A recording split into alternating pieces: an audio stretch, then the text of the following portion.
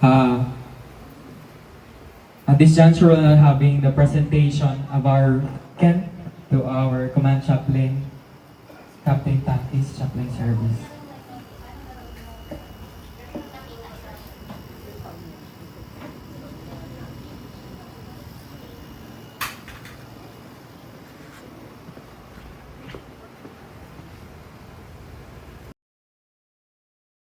Instruments of healing, hope, and comfort for every patient we serve.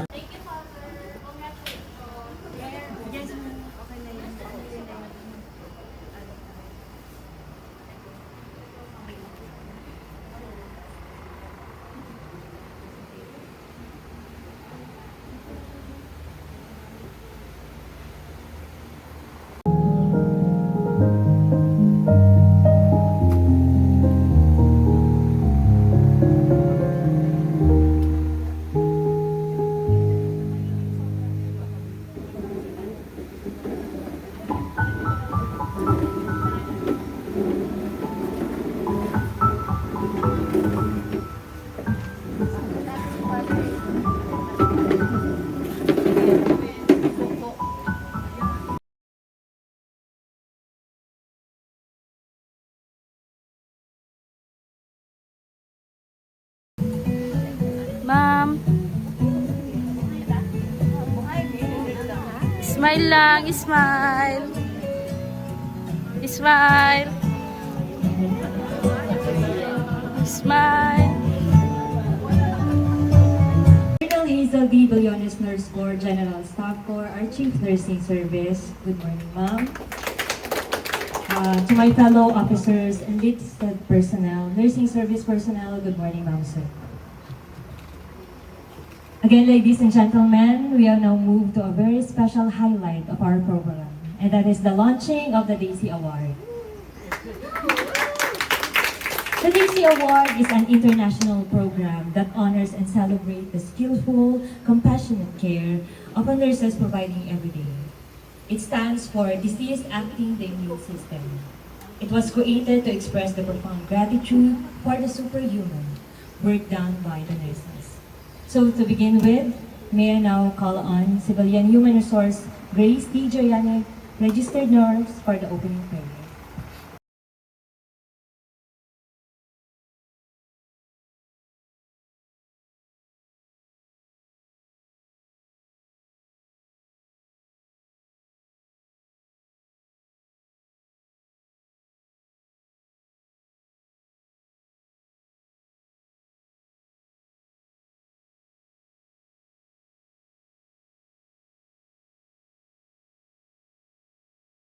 Your gentle hands during the toughest nights and your unwavering empathy have earned us this privilege.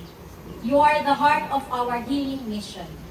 Let us launch this program with gratitude, pride, and a promise to keep recognizing the extraordinary in everyday care. Thank you, and let's make Daisy shines brighter in our halls. Once again, mapagpalang umaga sa lahat. Thank you, ma'am, for those inspiring words. To give us a deep look into the history of Daisy Foundation and the impact of this award and has on healthcare communities worldwide, let us watch the brief presentation.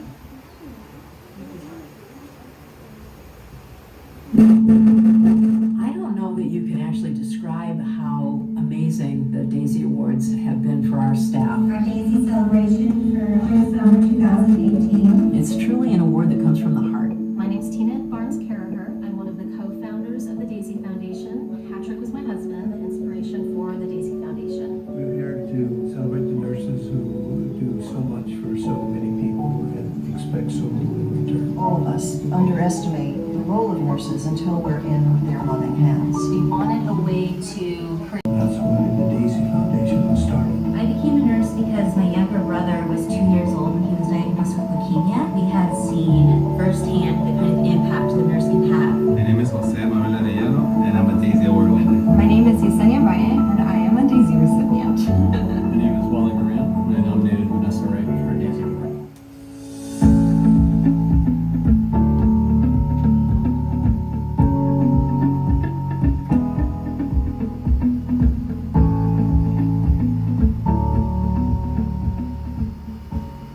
We are excited that you will soon be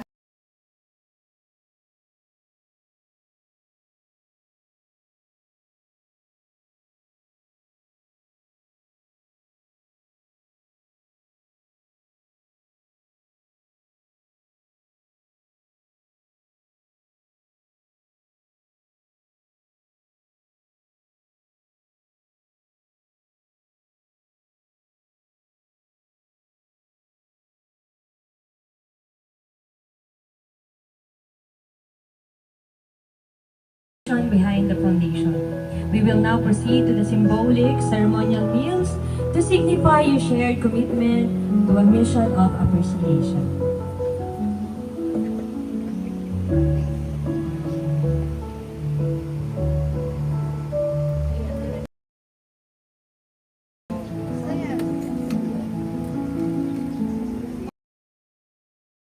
O, yung mga ano rin, may hawak din naman Lagi, ng mga... awan lagi? Oo.